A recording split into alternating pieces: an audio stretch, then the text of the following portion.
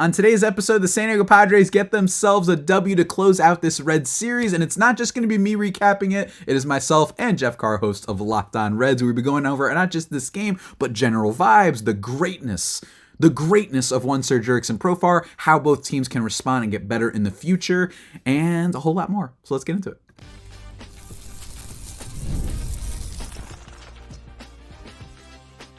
You are Locked On Padres, your daily San Diego Padres podcast. Part of the Locked On Podcast Network, your team every day. Greetings, ladies and gentlemen, and welcome to another edition of Locked On Padres podcast, which is part of the Locked On Podcast Network, your team every day for Thursday, May 2nd. Happy May, everybody. I'm only one of your hosts today. I'm going to cut the intro short and just say we're going to be doing the crossover. I'm going to cut to that with Jeff in a little bit. We're going to talk all the things. The only thing I have to do, one more thing though, because Jeff is a silly goose who forgot to do it. Today's episode, guys, is brought to you by Monopoly Go. I admit it, I have a competitive side. You guys know this probably by now. And let me tell you, I'm real competitive when it comes to taking these wrecking balls and destroying my friends' banks. And you can do that with Monopoly Go, the mobile hit twist on the classic Monopoly. So join your friends and download Monopoly Go, now free on the App Store and Google Play. And without further ado, let's say hi to Jeff. Well, the Cincinnati Reds are going to be happy to be leaving Jurickson Profar in the San Diego Padres as the Padres take the series 2-1. They win the second the second and the third game of the series. Big time grand slam off of Fernando Cruz. Really Fernando Cruz's first bad outing out of the bullpen. And by the way, I'm Jeff Carr. He's Javier, Locked On Padres, Locked On Reds. We're crossing over here to talk about this series. And Javi, when I'm looking back at this series, the first thing that comes to mind, because he was the first guy in the lineup, and he was the first guy that every single Reds pitcher was happy to not see anymore whenever their outing was done for the night, Jurickson Profar, man. Is he ever going to make an out? Look, this isn't what we do at Locked On. We don't talk about these things, especially on specifically on our shows. We try to keep it sports only. But I'm going to get political for a second. I think Jurickson Profar should rule the world. You know, I think if you're looking at his batting average, gosh. I think you should just. I think he should be the next president, the next prime minister, the next pope. Frankly, whatever title, the next czar, can he be the sports czar? Perhaps, maybe that's what we need for Jurickson Profar, because he has been disturbingly good for a guy who was the worst qualified player in Major League Baseball. If you go by Fangraphs WAR, I think it was negative 1.7. Horrific defensively. The defense hasn't changed. He's not very good defensively, but he has been horrific. He actually made a little bit of a bobble in this game. Actually, it's incredible that I really I'm not even trying to be overly sentimental and whatnot, but this is why baseball, I can't quit it, because no matter how many stats we have, no matter how much we have, this is a guy who's 31 now, which for the record isn't that old, but it feels like he's been in our lives for a long time. I still remember drafting him in fantasy baseball when he was the number one prospect ever. Right. And he's still managed to hang on in the league. And for him to be doing what he's doing for 1 year, $1 million. And like I just said, after being one of the worst qualified players in baseball, stats can't pinpoint this stuff. You know what I mean? It never can. It never will. And I think that it's so impressive that he's just this vibes guy for the Padres, right? He goes 4 for 4 in the last game. He's got an 8-game winning streak. He went 3 for 4 the other day. He also hit a home run and drew a walk in the first game. So, or not a walk. I'm sorry, not a walk in the first game, but he's just been, it's unbelievable that you can go from this. And there's no real explanation for it. That's what I'm saying. There's no real explanation for this. He's doing all of this with really interesting metrics. If you just pull up a StatCast profile, that's cool. I wouldn't be surprised if he returns to the 2022 level where he was about 2.5 wins above replacement, just to give an idea. But Jeff, he might be an all-star at this rate. And they got him for 1 year, $1 million. It is him, Jake Cronenworth, who we'll talk about too, have been some of the more unexpected bounce backs, and especially Profar, who I love, and we all love him. I tweeted today about the Will Smith again.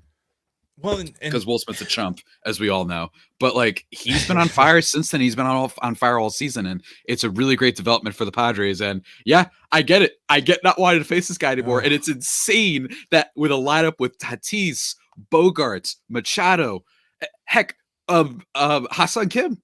Heck, Jackson Merrill, who's like a rookie of the year guy. The fact that Jurickson Profar leads the Padres in most statistical categories when it comes to offense is just like insane. I don't even know where to start.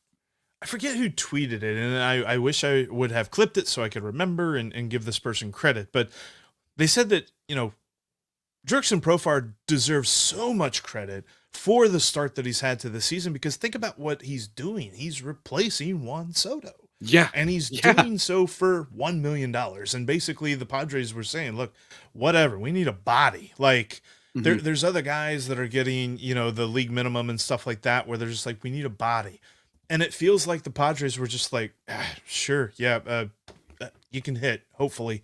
And he is. And even in Friday's game where the Reds ended up winning, Nick Lodolo had a masterful game.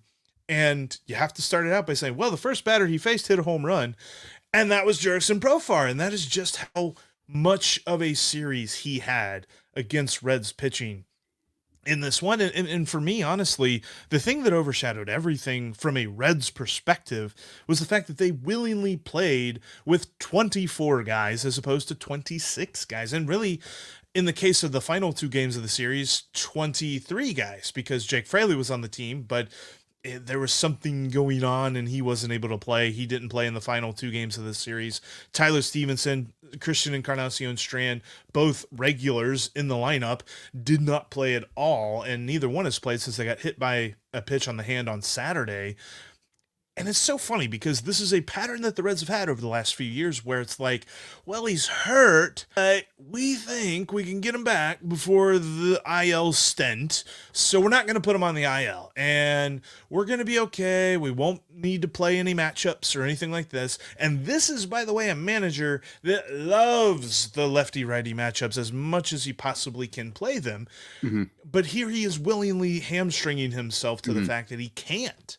And I'm not saying that was a fact, that was the main reason and that the Reds are beating themselves and all this other stuff.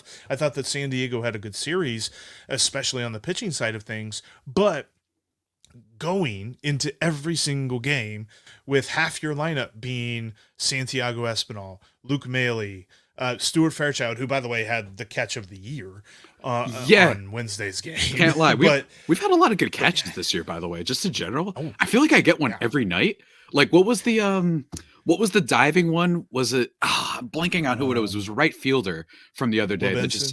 Was it Benson maybe? Yeah, I was like, what's going on? I'm like, yeah. And then also Padres fans will relate that for some reason, opposing outfielders kill us in center field with the catches they make. I'm not making this up. And it was an amazing catch. Don't get me wrong.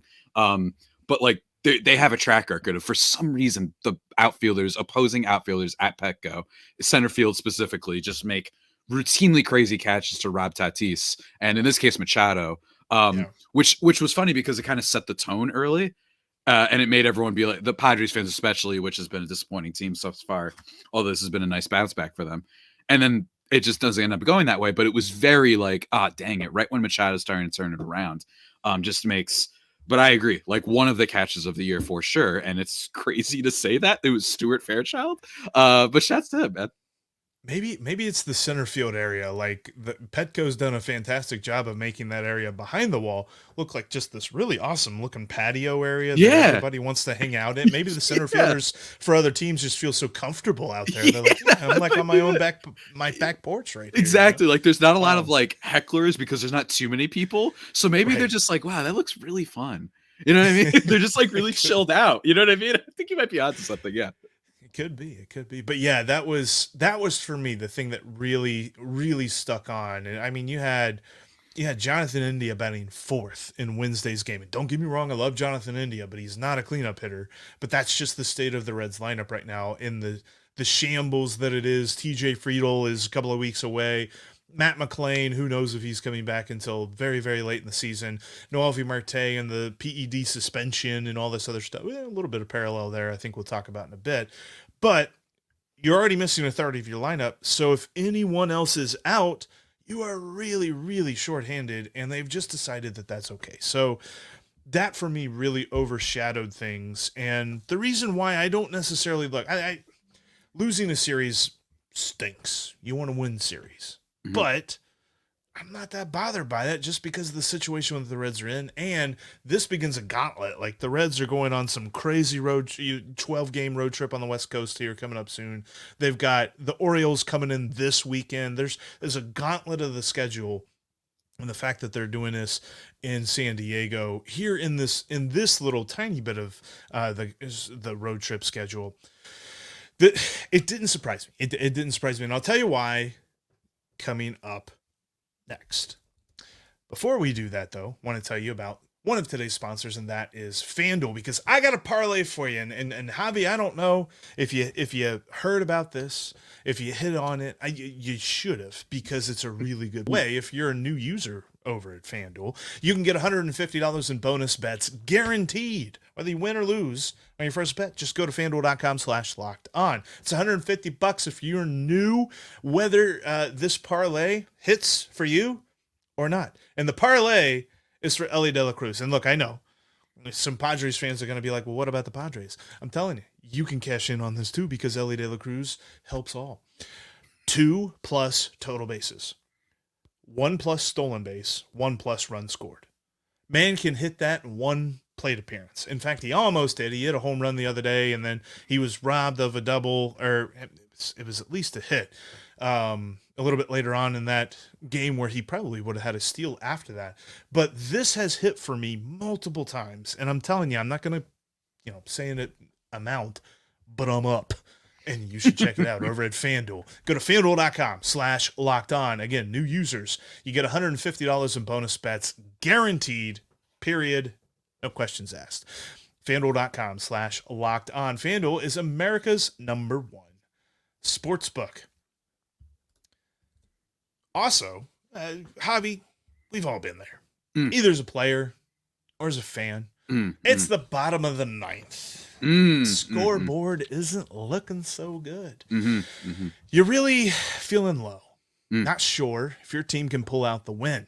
That's when you got to dig deep. That's when you got to go out there and say to yourself, it's time to get back in the game, pull off some bank heists, and take as much of my friends' cash as I possibly can. That's right. I'm talking about the hit game Monopoly Go. There's been over 150 million people download this game, and it's because there's so much to do. It's so fun. You can, like I said, bank heist. You can heist your friends' banks and take their cash. You can knock over their landmarks. You got all these different iconic Monopoly boards and things like that, where you get to build these beautiful landmarks. And you can go over to friends' board and just smash them and take some of their money in doing so. You can also join in with them and do some community chests and try and get some money that way, and even more community events and things like that. Plus, they've got this leaderboard so that you know who's a Monopoly tycoonist and who's gone bankrupt. So, get out there, put on your game face, and download Monopoly Go. It's now free on the App Store or Google Play. And make sure to catch every pitch of the Reds and Padres hometown broadcast on Sirius XM. Download the SXM app and search the word Reds or Padres. And thanks as always for making Locked On Padres and Locked On Reds your first listen every single day. We are crossing over, debriefing, post-mortem in my case, when it comes to this series in San Diego and Petco Park. I think I've told you this before. I've been to Petco Park. It was a fantastic time. Great stadium. It's one of the best that our wonderful league has to offer. And the Reds maybe agree aesthetically. They do not agree in the results, because the Padres have dominated the Reds over the last few years at Petco Park. In fact, I think coming into this series, they were 10 for their last 11. So if my math is correct, they are now 12 of their last 14. Yeah, that's domination. I mean, look, the Padres really needed this series. It was a series in which they are coming off of and by the way, it starts off on a really horrible note for the Padres where they are nearly no hit practically through the first game, aside from one jerk who I might add, just want to, I have to talk about Profar as much as I can. I just want to add, because a lot of people like DM me being like, okay, but he did this when he was with the Padres in 2022 and then he cooled off. Well, I just want to give one little idea, which is he had in March and April of 2022 with the Padres, a 122 WRC plus. He's currently rocking a 166. He's been significantly better as a batter to the point where like, Jeff, I'm getting scared. You know what I mean? By like, I'm starting to be like, what the heck is going on here? Is this going to be one of those guys is this like Jose Bautista level of like, turn around your career? You know what I mean? There were no bad at bats. Like I looked him up on my fantasy league and somebody had already picked him up because I think they were watching the same series. And I'm just like, dadgummit, I should have picked him up earlier. And like, I had no doubt that he could be a solid player after the first week. I was like, look, he not too long ago with the Padres, he clearly, for whatever reason, he's the only player in the damn sport. You could bring in prime Hank Aaron into this team and he'd get worse. Him and then Gary Sanchez last year for some reason. The Padres have this issue, and I think it's a management thing, where batters that join this team either stay the same or get worse. And Profar, I mean, even last year, he was a like 620 OPS guy with the Rockies. And then he joins the Padres and he was like 780. Like immediately. Was a small sample size? Sure. But again, it just speaks to just sometimes vibes being the big thing. But, and speaking of vibes, like the Padres have played the Reds pretty well over these last few years. The Victor Caratini home run stays up into a sea of San Diegans by Daughter Solo. Like they have played them well, but they really did need this series because of the way that they played against the Phillies, the way they blew the last game before the Phillies against the Rockies 9-4. As I take my train into New York and I'm watching the game, trying not to lose my mind on a train, and I'm just like, and then I bet some people were like, why does that kid look so like intent at his phone right now? So you have all of that. You get, I'm going to say like you got punked by the Phillies basically in Petco. And then it starts off poorly with Jurickson Profar hitting the one home run. And then you essentially felt like the weirdest, not no hitter, but no hitter ever, right? In a lot of ways. Right. For most of that game. And then you bounce back big time. Musgrove has a pretty good start. He's been disastrous, has given up the most home runs. I still think the most home runs by any starting pitcher. And then Michael King, their other starter, is second. So they just really needed this series, especially before they face the rival D-backs, who've been also struggling too. So this will be a weekend of struggling teams, I think. But yeah, man, they play the Reds well for whatever reason. But I got to give a shout out to Ellie De La Cruz. Does make a little bit of a base running error, right? He's giving me, and I know that this is, people are probably gonna say it's a lazy comparison, but he's giving me that early Tatis vibe where he's so electric. He's also fun. I love hearing him speak whenever, like, he just talks about the game in a way that's like refreshingly jubilant and exciting. So I love that. Fun stat for you though. Shouts to Just Baseball Media. So there may not be a bias on my part, but it was pointed out that in the history of Major League Baseball, players with at least 15 steals in the first month of the season. Do you know who has the most home runs for players that stole at least 15 bases in the first month of the season? Was it Ricky Henderson? Ricky Henderson is second. Do you know who's number one with 8? Tatis? It is one Sir Ellie De La Cruz, ladies and gentlemen. That is crazy. And first of all, it's very funny that Ricky Henderson is, of course, like on top of this, but it's Ellie De La Cruz with 8. The second most is Ricky Henderson with 3. So like Ellie De La Cruz is really this dynamic, like unicorn, which is a term that I think people use more in the NBA, but that's the vibe. I don't know if it'll stay this way the full time, but we're looking at like Acuna Jr., like Junior Acuna Jr. You know what I mean? I don't think that he necessarily has maybe the power upside of your Tatis and your Acuna yet, and yeah, he made a mistake, but I feel like he's one of those guys where you see him make that base running error and you're like, but like we love him. You know what I mean? No, like, that's what it feels like. I even thought about that too, because I mean, it was a ground ball right to the shortstop. He is the only player in the league that even thinks like, yeah, sure, I'm going to go on that. Yeah. And quite frankly, I mean, he made a good slide. It was just an easy throw and tag. Like if for whatever reason, the third baseman bobbles that for a moment, he's in safe. He is so crazy at like pressuring opposing fielders and opposing pitchers. And just to watch him, the biggest thing for me, and the reason that I think that I don't necessarily know if 8 and 18 a month is going to stick, but I still think that he is going to be a key catalyst in this lineup, is because he has figured out how to lay off the crap. Like the biggest comparison that any pessimistic Reds fan had for Elly De La Cruz was Aristides Aquino. And the reason was, for much of last year, pitchers figured out breaking balls low. He's going to swing at it, period. He's laying off those now. And you know, at least exception being Joe Musgrove's curveball, which seemed to be on Wednesday. He was getting some dudes with that pitch, and he got Elly on one of those particular pitches. And I'm just like, sometimes, you know, you just get got. But he came back in his second at bat and he hit a double. Like, there's something to his performances and the eye test portion of it. There's the analytics. I mean, he's got an average exit velo over 93.5, which is insane. Like, he's way up there. Barrels way up there. Walk percentage way up there. But it's just the optics. Last year, it almost felt like he faced some pitchers kind of antsy in the box. Like, all right, I got to get a hit. I got to get a hit. Now he looks very calm and very composed. And it is such a joy to watch him play base. There were, to tell on myself a little bit, Javi, every Wednesday, being our wonderful Locked On MLB channel manager, all of us channel managers get together for a Locked On channel manager meeting on Wednesdays. Well, this game had to be going on during that meeting. So there were multiple times whenever he came up to the bat where I was just like, I'm paying attention. But I'm not. I'm watching Elly. Yeah. Because you can't not watch that dude play. And it reminds me of Tatis. It's speaking of like the base running and whatnot. Like, it seems like De La Cruz like really will like force the issue and may run on things that you don't see very often. Reminds me a little bit of Tatis that rookie year. Now, don't get me wrong, Tatis still has some wild plays every now and then. The Matrix stuff when he like dodges a tag, he's had those before. But I remember specifically, I forgot who they were playing, maybe the Tigers, where Tatis scored on like an infield fly ball. And I think everyone was so shocked that he went for it. It was his rookie year, and it was amazing. That's kind of the energy that De La Cruz has. And don't get me wrong, he's got some issues. The defense can be a little bit shaky. He whiffs at a lot of pitches, which at some point may affect him when teams, start to pitch him a little bit better.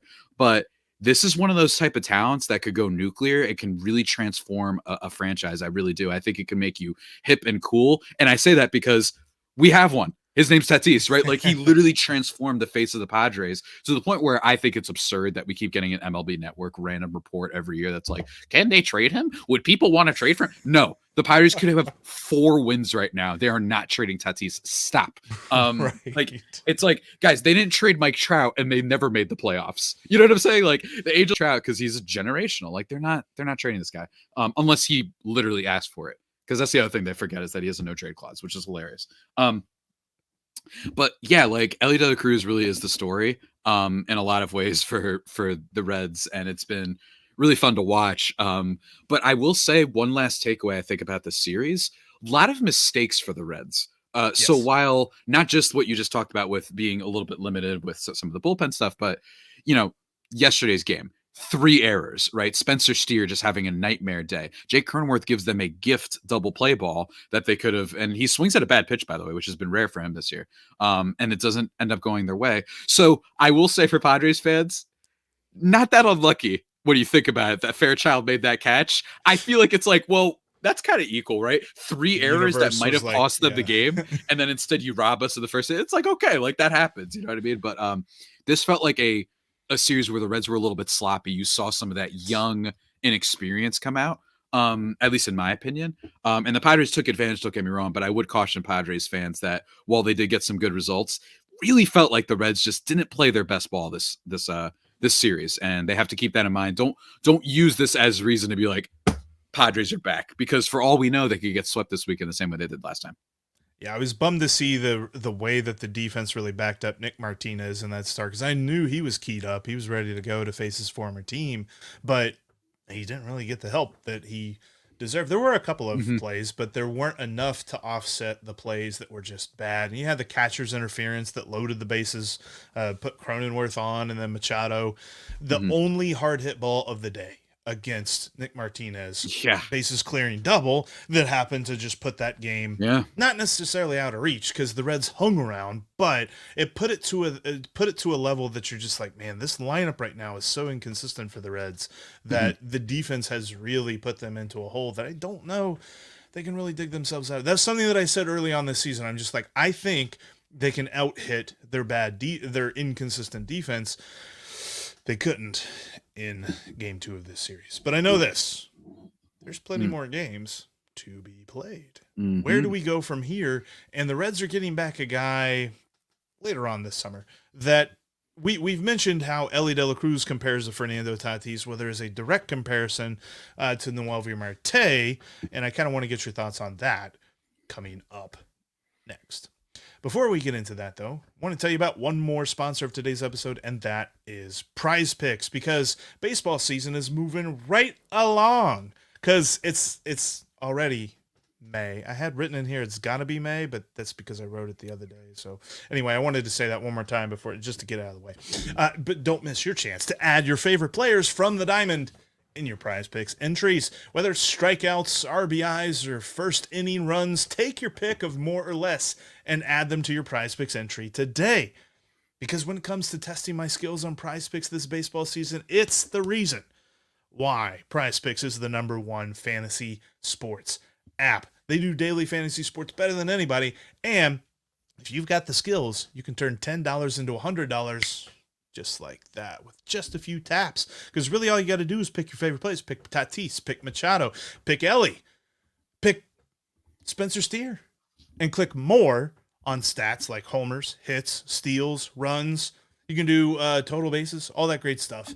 Prize Picks has it all. Plus, they have quick withdrawals and easy gameplay and an enormous selection of players. I mean, we're talking about if you think the guy's going to get as a pinch hitter, Prize Picks going to let you be able to pick that guy. I don't know why you pick a pinch hitter, but yeah, you can if you want to, because Prize Picks is just that good. So get in on the action with Prize Picks.